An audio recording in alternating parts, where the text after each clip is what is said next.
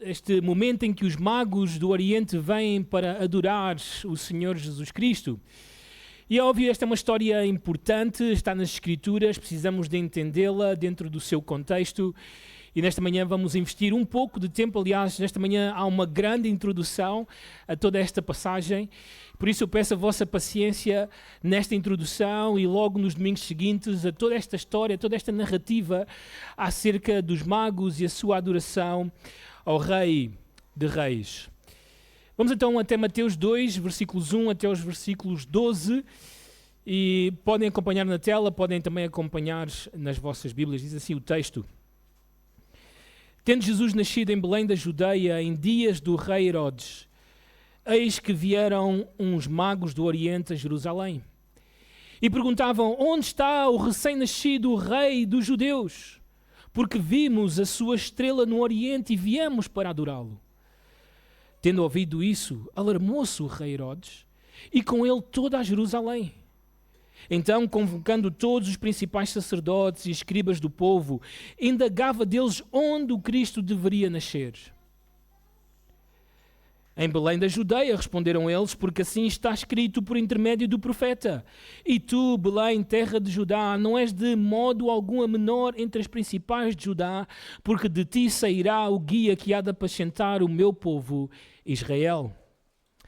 Com isto, Herodes, tendo chamado secretamente os magos, inquiriu deles com precisão quanto ao tempo em que a estrela aparecera. E enviando-os a Belém, disse-lhes: ide informar-vos cuidadosamente a respeito do menino, e quando o tiverdes encontrado, avisai-me, para eu também ir adorá-lo. Depois de ouvirem o rei, partiram. E eis que a estrela que viram no Oriente os precedia até que, chegando para o sobre onde estava o menino. E vendo eles a estrela, alegraram-se com grande e intenso júbilo. Entrando na casa, viram um menino com Maria, sua mãe. Prostrando-se, o adoraram. E abrindo os seus tesouros, entregaram-lhe as suas ofertas, ouro, incenso e mirra. Sendo por divina advertência prevenidos em sonho para não voltarem à presença do Herodes, regressaram por outro caminho na sua terra. Até aqui a leitura da palavra de Deus. Vamos orar, pedir ao Senhor a sua ajuda para entender este texto, esta história nesta manhã. Pai amoroso, aqui estamos novamente para vislumbrarmos, contemplarmos o Senhor Jesus Cristo, a sua pessoa, até mesmo o seu nascimento, a sua infância e tudo o que estava a acontecer à sua volta. E hoje, de uma forma incrível, ver a adoração destes magos para com o Senhor Jesus Cristo. Que nesta manhã, Senhor, o Teu Santo Espírito possa tocar os corações e que todos nesta manhã possam ter a certeza de que são verdadeiros adoradores do Senhor Jesus Cristo. Que ninguém esteja perdido nesta sala, ainda nos seus pecados, impossibilitado ou impossibilitada de adorar o Rei.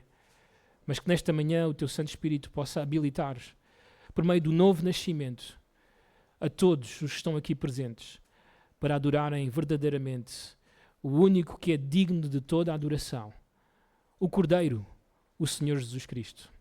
Assim nós oramos no nome do Senhor. Amém. Muitos dos irmãos sabem que por alguns anos estive na Argentina e quando estava lá no Instituto Bíblico Palavra da Vida, tive muitas oportunidades de ir para a rua e evangelizar muitos dos argentinos ali presentes. E havia pelo menos 2 eventos que eu participava no evangelismo de rua. Um deles nós chamávamos de evangelismo ilustrado. Era um evangelismo que até mesmo alguns dos nossos outrora jovens desta congregação conhecem por causa dos jovens envolvidos. E ali íamos nós, no dia 21 de setembro, que era o dia da primavera na Argentina, pregar o Evangelho às pessoas em um parque ou numa praça. Em um destes episódios, o nosso irmão Walter Diniz do Barreiro estava a fazer evangelismo quando um rapaz, no meio da multidão que estava a assistir, sacou de uma arma e disse ao Walter: para de pregar. E todos nós trememos, parámos de pregar, por isso é que eu estou aqui hoje, para continuar esta pregação. E foi um episódio único, realmente nunca tínhamos sido tão ameaçados como naquele dia, naquele momento. Mas também houve um outro episódio com o show infantil. Alguns também conhecem esta atividade, o show infantil, que já fizemos com a nossa igreja também. E lá estávamos nós no norte da Argentina a fazer este evangelismo, quando no final do show saímos para falar com as pessoas que assistiam e uma mãe e uma menina vieram até mim, como muitas pessoas iam até os meus colegas, e foi incrível. Eu não precisei de falar muita coisa, estas duas mulheres rapidamente fizeram a pergunta: o que é que temos que fazer para ser salvos? E foi fácil pregar-lhes o Evangelho, e naquele dia as duas renderam-se ao Senhor Jesus Cristo e foram salvas. Duas reações distintas à mesma mensagem. Bem, isto que eu vivi e que talvez muitos dos que estão aqui tenham vivido quando pregam o Evangelho, não é algo novo. Não deixará de ser algo novo. Sempre haverá reações distintas à pregação do Evangelho do Senhor Jesus Cristo. Isto foi algo que o apóstolo Paulo falou, ensinou. Aliás, em 2 Coríntios capítulo 2, falando acerca do verdadeiro ministério do homem de Deus, o apóstolo Paulo diz o seguinte, observem este texto na tela: porque nós somos para com Deus o bom perfume de Cristo, tanto nos que são salvos como nos que se perdem. Para com este cheiro de morte, para com aqueles aroma de vida para vida. É isto que vai sempre acontecer quando nós pregamos o Evangelho. Haverá pessoas que encontrarão no Evangelho vida eterna. Mas infelizmente haverá também pessoas que encontrarão na mesma mensagem, na mesma verdade, o caminho para a morte eterna. É isto que produz a pregação do Evangelho. Duas consequências, dois resultados, duas reações. Os que rejeitam e se perdem eternamente, e aqueles que aceitam, creem no Senhor Jesus e vida eterna para esses. É isto que Paulo quis dizer. Isto é também provavelmente aquilo que aconteceu com os irmãos nesta semana ou nas outras semanas em que estiveram connosco de Antioque, quando saíram à rua. Quando falaram às pessoas acerca de Jesus, algumas pessoas reagiram positivamente, algumas pessoas talvez creram na mensagem, outras procuraram a igreja, mas muitas foram as que rejeitaram completamente a verdade de Deus. Bem, a passagem que nós temos hoje de Mateus capítulo 2 tem este mesmo, vamos chamar assim, resultado, ou nós vemos a mesma reação em pessoas distintas. Este é o objetivo de Mateus, mostrar-nos o que acontece na humanidade quando eles ouvem acerca do Senhor Jesus Cristo. Por um lado, nós temos uns magos que são desconhecidos, que vêm do Oriente, literalmente no texto de onde o sol nasce, que vêm até Jerusalém à procura do recém-nascido rei dos judeus. Homens que não tinham nada de luz, em comparação com Israel. Mas por outro lado nós temos um Herodes, que não é israelita, ele é idumeu, descendente de Esaú, mas que vive em Israel, que tem acesso às Escrituras, que ouve acerca da palavra de Deus, mas que procura matar o recém-nascido rei dos judeus. E por outro lado nós temos também os principais sacerdotes, os escribas do povo, a quem Herodes chama para perguntar-lhes aonde é que iria nascer o Cristo, que dizem que eles mesmos ouviram os magos perguntar aonde é que está o recém-nascido, ou seja, nasceu o Messias, e nós vemos algo incrível. Eu até acho que este é o ponto pertinente para a nossa igreja, para os irmãos da nossa congregação, e especialmente para os pais que viram os seus filhos nascer na igreja, nascer no meio evangélico. Estes são indiferentes à mensagem, são indiferentes ao nascimento do Senhor Jesus. Ninguém foi à procura dele. Ninguém saiu com os magos a ver aonde está o recém-nascido. Ficaram em Jerusalém a viver as suas vidas, indiferentes à pessoa mais importante das nossas vidas. Mas também há um objetivo maior em Mateus, com esta história, porque Mateus é o único evangelista dos 4 evangelhos que fala acerca destes magos. Nenhum outro mencionou estes magos. É óbvio que ele tem uma intenção a trazer esta história, este evento, para fazer-nos lembrar do grande plano de Deus para a salvação dos homens. Bem, Mateus irá mostrar-nos claramente que o reino de Deus inclui gentios, inclui pessoas de todas as nações. todo tipo de pessoas. Bem, basta olhar para esta sala. Aqui agora temos pessoas de todas as nações e isso acontece, só é possível através de uma pessoa, que é a pessoa do Senhor Jesus Cristo. Aliás, desde o início do Evangelho, Mateus vem marcando esta mesma pauta. Por exemplo, para relembrar, no versículo 1 do capítulo 1, o autor diz-nos, livro da genealogia de Jesus Cristo, e vejam, ele diz, filho de quem? De Davi. Filho de Davi. Agora, Mateus não está meramente interessado a que aqueles que vão receber a carta, que são os judeus em primeiro lugar, provar-lhes que Jesus é da casa de Davi. Eles provavelmente sabiam isso porque sabiam que o pai e a mãe de Jesus eram José e Maria, que eram descendentes da casa de Davi. Esse não é o grande objetivo dele. O grande objetivo dele é relembrar aos seus leitores que o que está em causa, o que está a acontecer aqui é o cumprimento da aliança que Deus fez com Davi.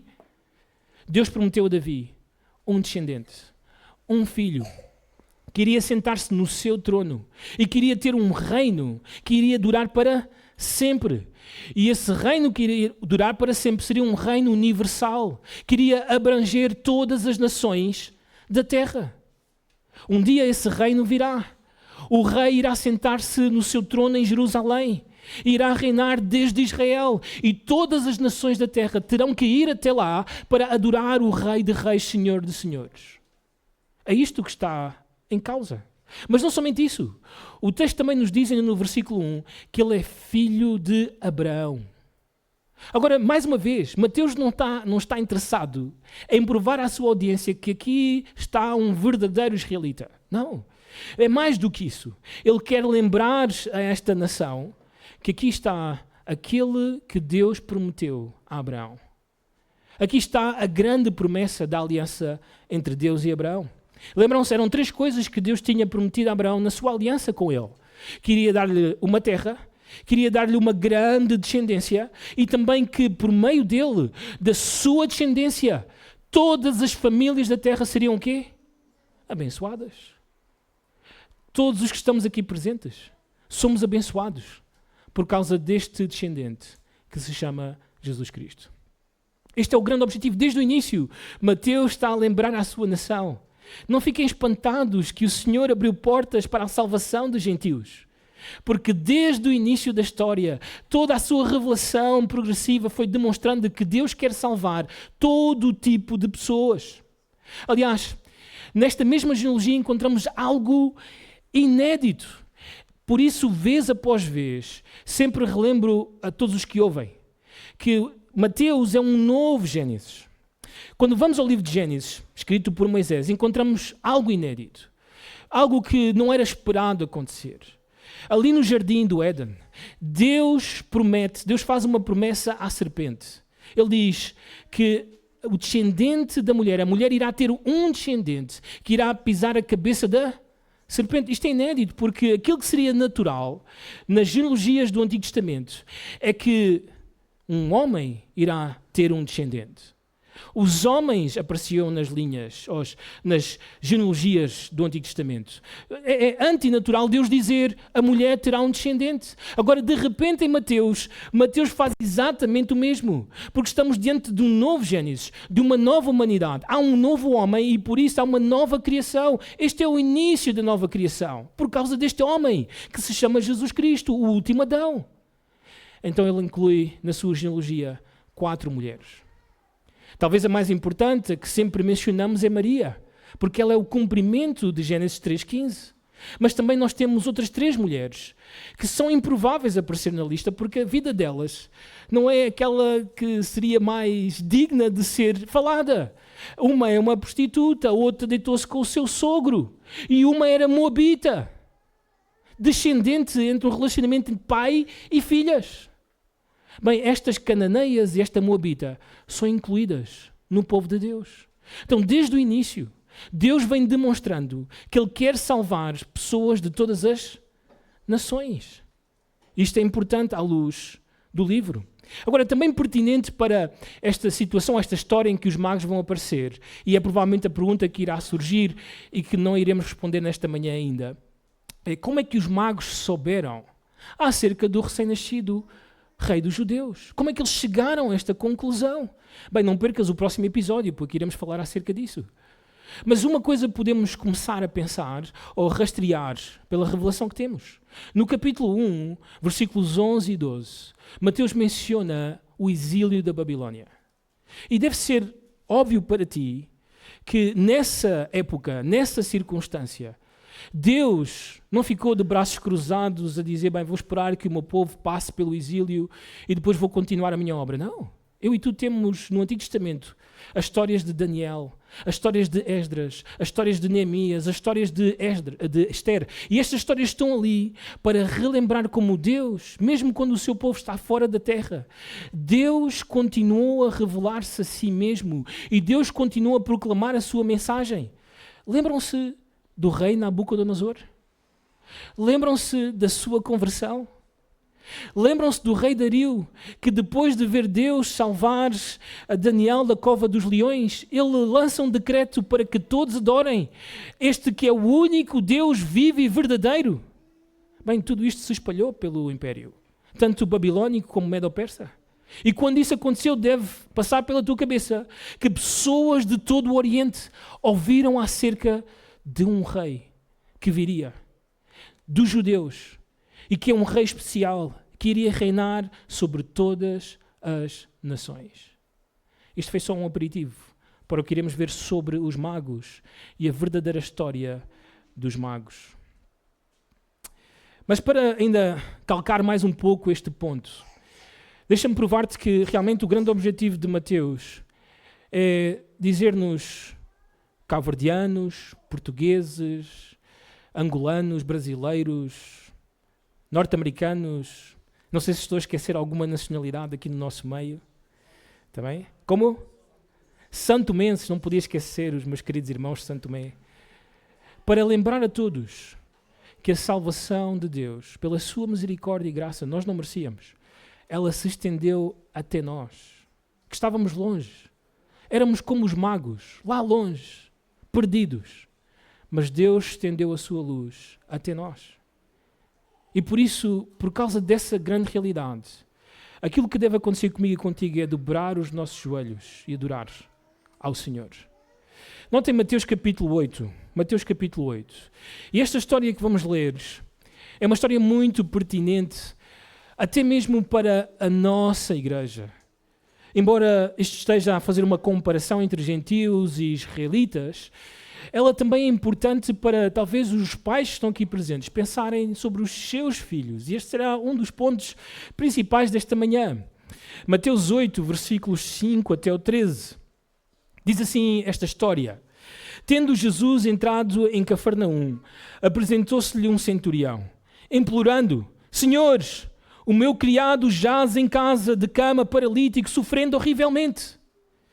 Jesus lhe disse: Eu irei curá-lo. Mas o centurião respondeu: Senhores, não sou digno de que entres em minha casa, mas apenas manda com uma palavra e o meu rapaz será curado. Deixem-me pausar aqui para lembrar, porque Mateus não dá muitos detalhes, Lucas sim, de que este centurião era um alto oficial romano, um dos mais importantes, e que ele está aqui a viver no norte de Israel, na zona da Galileia, é provavelmente onde ele está a comandar as suas tropas, e que este homem era alguém muito especial para a região norte de Israel.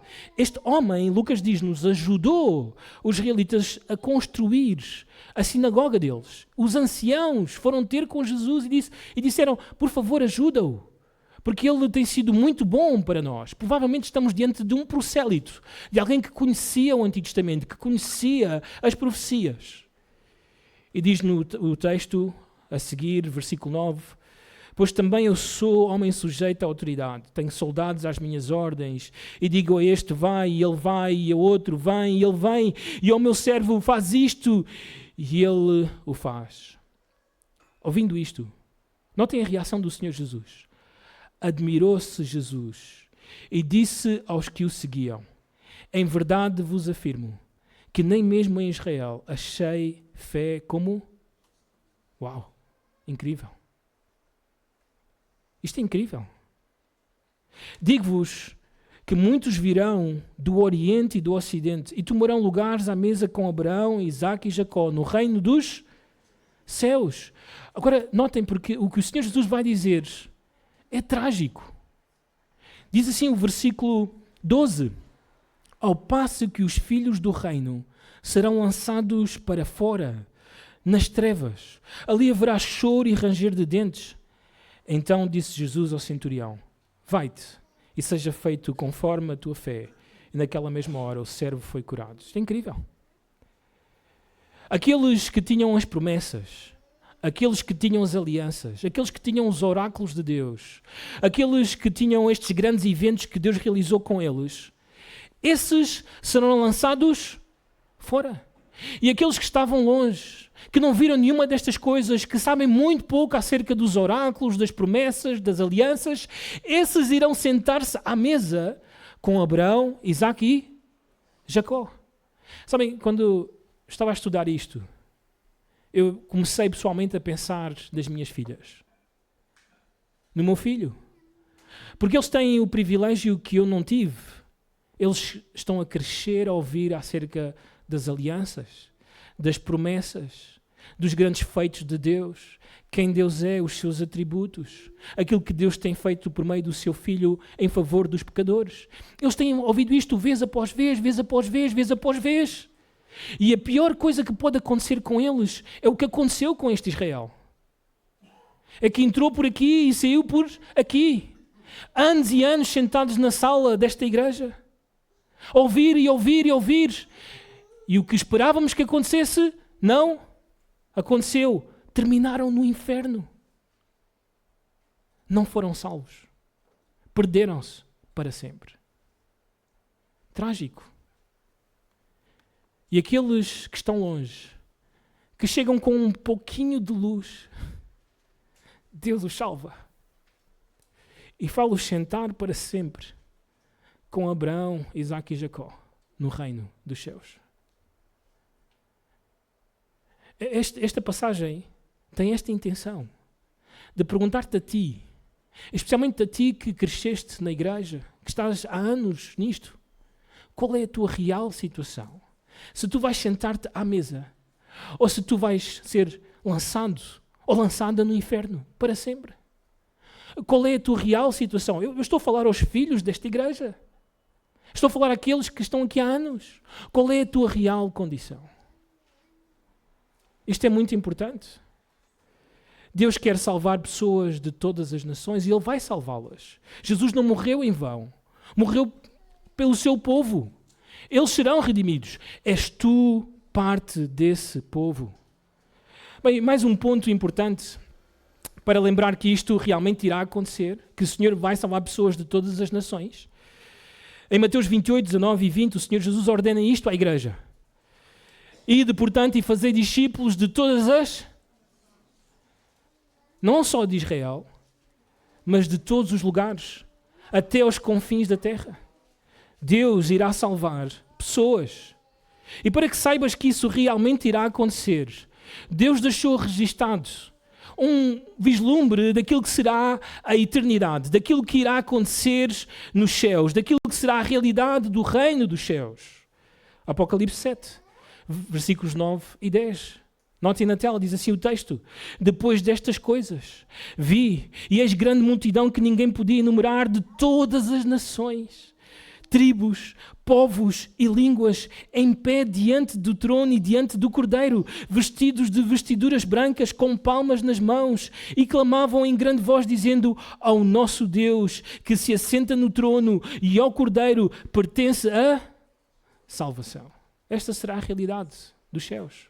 Nós não veremos só israelitas, embora haverá muitos, mas nós veremos pessoas de todos os lugares, salvos pelo Senhor Jesus. Aliás, no capítulo 5 do Apocalipse, esta é a expressão usada pelo autor. Versículo 9 e 10 do capítulo 5 do Apocalipse: digno és de tomar o livro. Este é o livro da criação, o livro que o Cordeiro é o único digno de abrir e que irá derramar os juízos sobre a terra. E diz o texto: e de abrir os selos, porque foste morto e com o teu sangue compraste para Deus os que procedem de toda a tribo, língua, povo e nação, e para o nosso Deus os constituíste reino e sacerdotes, e reinarão sobre a terra. Esta é a realidade do povo de Deus. Então, foste tu comprado por Cristo? Fazes parte da família de Deus? Fazes parte da igreja realmente? Realmente a tua condição é esta? És tu como os escribas, os principais sacerdotes de Israel, indiferente? És tu como Herodes, completamente hostil a Jesus Cristo? Ou és tu como os magos, que estão a adorar o recém-nascido Rei dos Judeus? Então esta é a nossa pergunta para a nossa pregação. Como posso ter a certeza de que sou cidadão do reino de Deus? Posso estar seguro? Se perguntássemos isto a alguém católico romano, esta pessoa diria, não sabemos bem, quando chegarmos ao céu saberemos. Mas nós sabemos pelas Escrituras que podemos ter a certeza. João, o apóstolo, disse aos seus ouvintes na sua primeira carta, eu estou a escrever-vos para vocês terem a certeza da vida eterna. Eu e tu podemos ter a certeza. Tens a certeza? Estás seguro, segura? Se hoje partes deste mundo, estás seguro que entrarás no reino? Estarás lá, sentada à mesa? Muito importante este texto. No último domingo, observámos juntos que existem no mundo duas raças, duas humanidades. Uma humanidade que está no primeiro Adão e que infelizmente continua perdida nos seus pecados. Uma segunda humanidade, uma segunda raça, que agora sim está salva porque ela está no último Adão, que é o Senhor Jesus Cristo. E o capítulo 1, versículos 18 a 25, dão-nos as razões pelas quais eu e tu podemos estar no último Adão, estar em Cristo. Bem, primeiro porque a sua humanidade foi criada pelo Espírito Santo. Temos um novo homem, uma nova humanidade, que eu e tu um dia iremos viver na plenitude quando o nosso corpo finalmente for redimido da sujeição a que ele está hoje com o pecado. Mas também a segunda razão que nós vimos é que o Senhor Jesus salvará o seu povo dos seus pecados. E por último, porque ele é o cumprimento das profecias, daquilo que Deus disse, daquilo que Deus prometeu. Hoje vamos olhar para a realidade do que significa ser um cidadão dos céus. Eu sou esse cidadão? Eu realmente pertenço ao reino de Deus? Bem, em primeiro lugar, para ter a certeza de que sou esse cidadão, eu não devo andar em hostilidade, mas sim em adoração. Eu não devo andar em hostilidade, e sim em adoração. Novamente, os versículos do capítulo 2 de Mateus, versículos 1 e 2, e também o versículo 11, diz o seguinte: Tendo Jesus nascido em Belém da Judeia, em dias do rei Herodes, eis que vieram uns magos do Oriente a Jerusalém, e perguntavam, onde está o recém-nascido rei dos judeus? Porque vimos a sua estrela no Oriente, e notem, e viemos para adorá-lo. Versículo 11. Entrando na casa, viram um menino com Maria, sua mãe. Prostrando-se, o adoraram e, abrindo os seus tesouros, entregaram-lhe as suas ofertas, ouro, incenso e mirra. Antes de começarmos a olhar para este texto de uma forma específica, temos que entender uma verdade acerca das Escrituras. Antes da nossa salvação, antes do Senhor me salvar, eu estava em hostilidade com Deus. Ou eu estava em inimizade com Deus. Essa era a minha condição. Dois textos que ensinam esta verdade. Romanos 5:10. Porque se nós, quando o quê? Inimigos, diz o texto, fomos reconciliados com Deus mediante a morte de seu Filho. Muito mais, estando já reconciliados, seremos salvos pela sua vida. Então, em Romanos 5, o apóstolo Paulo está a fazer o contraste, não é assim, entre o primeiro Adão, o último Adão, antes de chegar a esse momento para colocar-nos, para que vejamos onde é que nós estamos. Ele está a falar acerca da nossa reconciliação e qual era a nossa condição antes dessa reconciliação. Bem, nós estávamos em inimizade.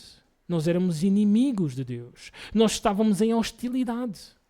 Em Colossenses capítulo 1, versículo 1, o apóstolo Paulo usa exatamente as mesmas expressões, notem. E a vós outros também, que outrora erais estranhos e inimigos, no entendimento pelas vossas obras malignas. Então esta era a nossa condição.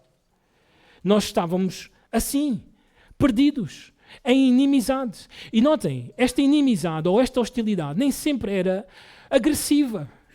Nas Escrituras, ser hostil ou ser um inimigo de Deus é também ser indiferente a Deus, ser apático para com Deus, não querer saber muito de Deus, não estar interessado sobre Deus, não buscar a Deus. Isso é estar em hostilidade ou inimizade com Deus.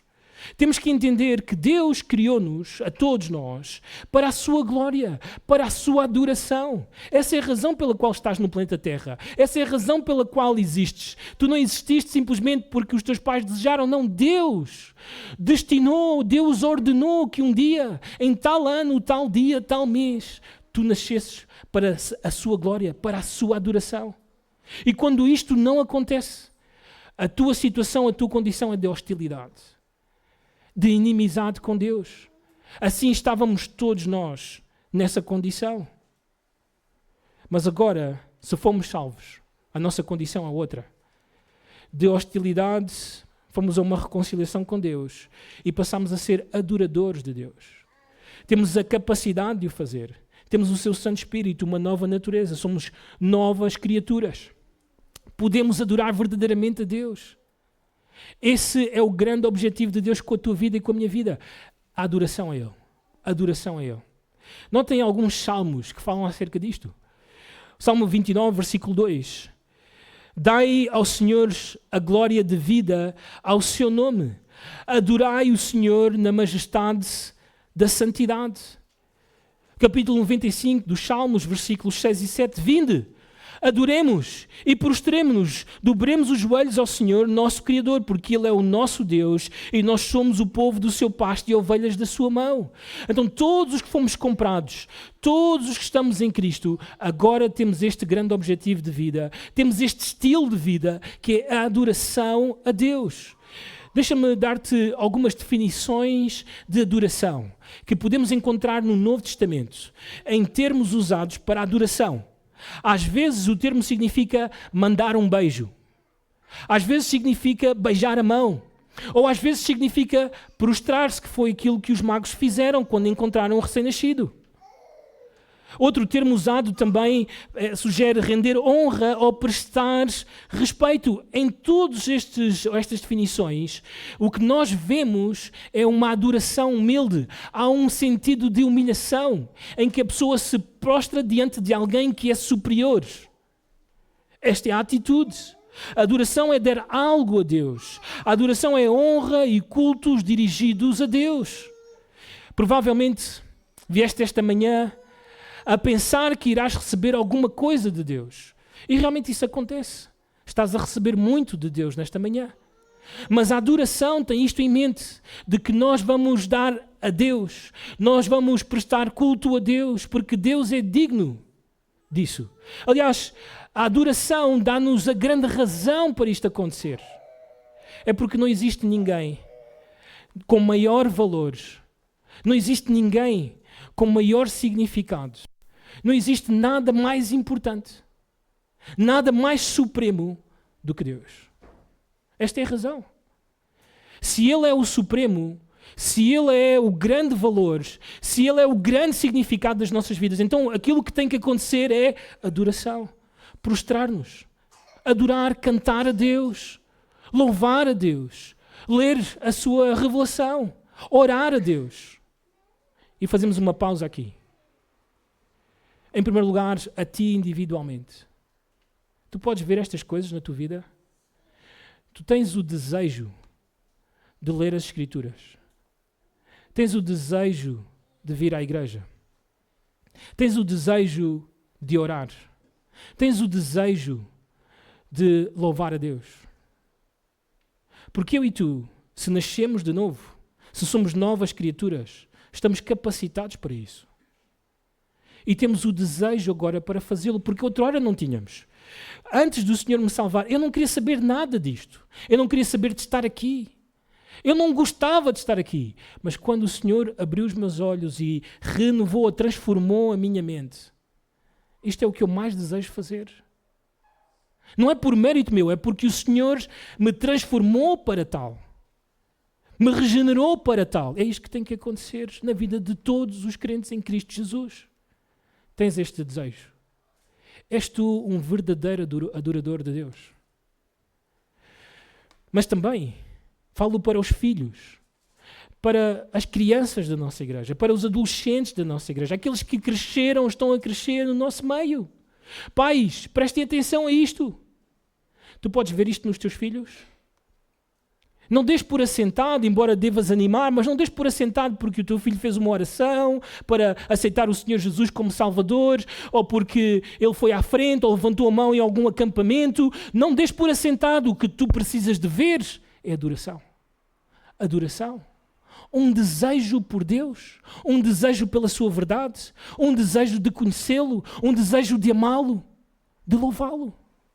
É isto que tem que acontecer. Filhos, é isto que está a acontecer contigo? É isto que está a acontecer na tua vida? É esta adoração que estás a viver? Ou ainda continuas como os líderes de Israel? Os líderes de Jerusalém? Indiferente. Bem, eu venho porque os meus pais me trazem. Eu estou aqui porque a minha família é cristã. Eu estou aqui porque, pronto, não tenho outra. Ou estás aqui porque realmente amas o Senhor? Amas a sua verdade e queres segui-lo e adorá-lo? O Senhor Jesus teve esta conversa com a mulher samaritana em João capítulo 4, versículos 23 e 24. Esta mulher samaritana, ela pensava que era uma verdadeira adoradora, que os samaritanos tinham uma verdadeira adoração. E o Senhor Jesus explicou-lhe que ela estava totalmente errada. Porquê? Porque ela ainda não tinha bebido da água da vida. A água que ela iria beber e nunca mais tornaria a ter sede. E uma vez que ela entendeu que estava diante do Messias, ela começou esta conversa teológica, onde é que os verdadeiros adoradores devem adorar, devem ir a Jerusalém adorar, ou devem adorar aqui neste monte que nós temos aqui, em Samaria. Então o Senhor explicou-lhe. Diz o texto, mas vem a hora e já chegou em que os verdadeiros adoradores adorarão o Pai em espírito e em verdade, porque são estes que o Pai procura para seus adoradores. Deus é espírito e importa que os seus adoradores o adorem em espírito e em... Isto é muito importante porque a pessoa que ainda não foi salva está morta no seu espírito. Ela não responde espiritualmente a Deus. Ela não está habilitada para isso. Mas os verdadeiros adoradores podem fazê-lo desde o espírito porque o espírito foi ressuscitado. Está vivo. Pode fazê-lo. Pode adorar a Deus e o fazem verdadeiramente. Não são falsos. Não são fariseus. Não são hipócritas. São verdadeiros na sua adoração. É isto que está em jogo. Sabem, anos no ministério. 30 anos como um crente em Cristo Jesus. Pela sua graça e misericórdia. E sabem o que tenho visto? Engano, engano e engano. Aqueles que eu pensava que eram, estavam mais perdidos dos que estavam lá fora, sem luz nenhuma. Aqueles que eu pensava que eram realmente homens e mulheres de Deus, apostataram, rejeitando hoje que Jesus é o Messias. O que é que aconteceu com estas pessoas? Qual é o problema delas? Convenceram-se a si mesmas. São como na parábola do semeador. É uma semente que caiu à beira do caminho ou num solo que é rochoso, que as raízes não podem penetrar. Simplesmente ouviram, alegraram-se por um tempo, viram que os benefícios eram bons, mas depois, com o tempo, deixaram, revelando a sua verdadeira identidade. Ainda estão na velha humanidade. Ainda estão no primeiro Adão. Ainda estão perdidos nos seus pecados. Ainda não são cidadãos do reino. Qual é a tua situação? Deixem-me terminar com estes textos. Romanos 12, versículos 1 e 2, ensina-nos mais um pouco acerca da adoração. Se tivesse que esticar mais um pouco a definição de adoração, ela implica todas as áreas da nossa vida. quando estás sozinho, sozinha, e quando estás com pessoas, quando estás no teu trabalho, quando estás na tua casa, quando estás aqui, quando estás na rua, seja em que momento for, em que circunstância fores, aí tu podes ver se és um verdadeiro adorador. E o texto de Romanos 12 ensina-nos isso. O texto diz o seguinte: rogo-vos, pois, irmãos, pelas misericórdias de Deus, que apresenteis o vosso corpo por sacrifício vivo, santo e agradável a Deus, que é, notem bem, que é o vosso culto racional. Em outras palavras, que é a vossa adoração normal ou a vossa adoração expectável, que é racional, que é aquilo que deve acontecer, é o resultado. Bem, o que o texto está a dizer-nos é que por causa das misericórdias de Deus, que o apóstolo Paulo gastou 11 capítulos a explicá-las, de como eu e tu fomos salvos da ira de Deus, de como eu e tu fomos reconciliados com Deus, de como eu e tu fomos justificados pela fé, de como eu e tu fomos comprados, tirados do mercado do pecado e levados para o Senhor, para viver para Ele, agora somos escravos do Senhor, de como eu e tu um dia seremos totalmente resgatados desta vida pecaminosa, quando chegarmos à eternidade, depois de dizer acerca também da futura salvação de Israel e como é que a igreja entra nisto e como é que o Senhor irá restaurar toda a criação por causa do Senhor Jesus. Ele diz, por causa de todas estas misericórdias, aquilo que se espera de ti, de mim, é que coloquemos o nosso corpo como um sacrifício vivo, santo e agradável a Deus. Que o nosso corpo não seja mais para o pecado, mas agora para quem? Para Deus. Para fazer a sua obra, para estar ao seu serviço.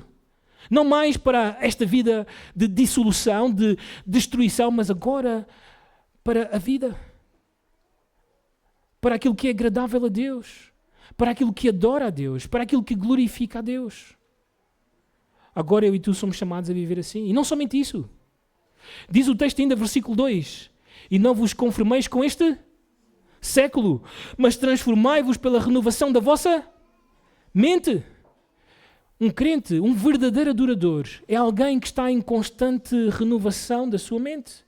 É incrível, às vezes em conversas com pessoas, falamos sobre o que eu pensava há 10 anos atrás e como o Senhor renovou a minha mente, como o Senhor me levou a ver a vida como as Escrituras ensinam, como a minha cosmovisão foi sendo moldada às Escrituras.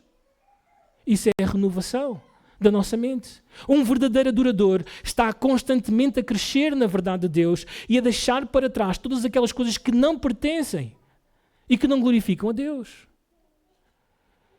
Isto é o que se espera de todos aqueles que estão em Cristo Jesus, de todos aqueles que são novas criaturas.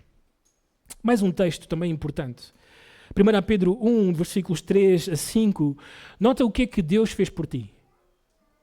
Diz assim Pedro: bendito Deus e Pai de nosso Senhor Jesus Cristo, que segundo a sua muita misericórdia, nos regenerou para uma viva esperança, mediante a ressurreição de Jesus Cristo, dentre os mortos, para uma herança incorruptível, sem mácula, imarcessível, reservada nos céus para vós outros, que sois guardados pelo poder de Deus, mediante a fé, para a salvação preparada para revelar-se no último tempo. Isto é o que Deus fez por ti e por mim. Incrível! Que grande obra! Mas notem agora o resultado, aquilo que se espera. Capítulo 2, versículo 5, de 1 Pedro. Também vós, como pedras que vivem, sois edificados casa espiritual para serdes sacerdócio santo, a fim de oferecerdes sacrifícios espirituais agradáveis a Deus por intermédio de Jesus Cristo. É isto que se espera. Que agora eu e tu vivamos em santidade, como sacerdotes santos, e que façamos sacrifícios espirituais agradáveis a Deus. Então a adoração da igreja, da verdadeira igreja, aquela que é salva, surge de um conhecimento do Evangelho, de um conhecimento salvador do Evangelho. A adoração depende de um conhecimento da palavra de Deus. A adoração da igreja é um estilo de vida e a adoração deve cumprir o grande objetivo da igreja, que é glorificar a Deus. Quer comais, quer bebais, quer façais qualquer outra coisa, fazei tudo para a glória de Deus. Este é o grande objetivo da tua vida e da minha vida. Então, onde é que tu estás? Qual é a tua situação nesta manhã? Estás a fingir a fé? Estás a tentar mostrar uma coisa que realmente não és? És verdadeiramente um cidadão do reino de Deus? Nasceste de novo. Entendeste que Jesus morreu por ti na cruz, pelos teus pecados, tomou o teu lugar.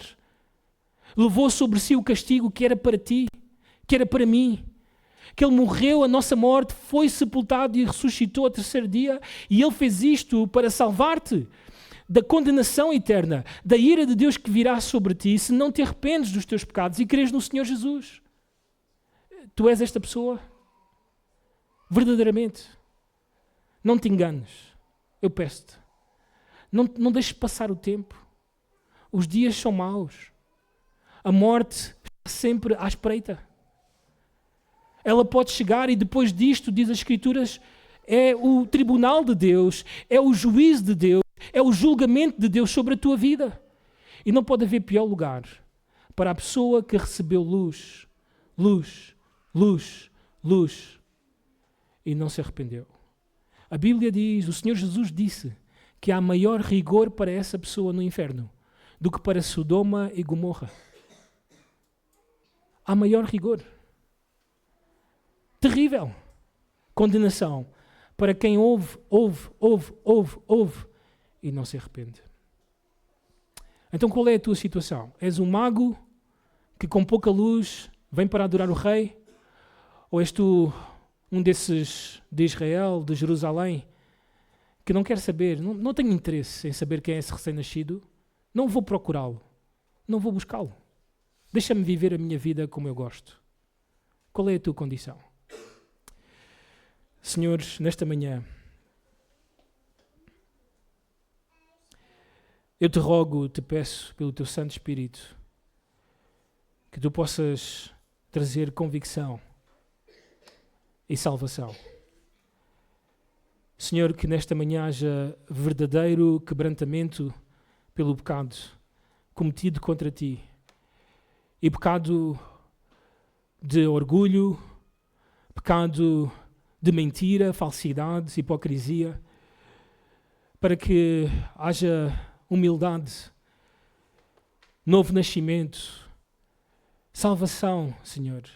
Eu te peço, não permitas que ninguém se perca, estando nesta condição, mas que nesta manhã, como os magos fizeram e vieram de tão longe, Senhores, que nesta manhã, seja de onde estamos a vir, seja qual for a nossa situação, que possamos prostrar-nos diante do Rei de Reis e confessar que só Jesus pode salvar-nos. Só Jesus pode livrar-nos da ira de Deus. Só Jesus pode introduzir-nos no reino. E que eu pessoalmente preciso de crer nele. Preciso de arrepender-me dos meus pecados. Convence, Senhor, alguém nesta manhã disto. Assim eu te peço, no nome do Senhor Jesus. Amém.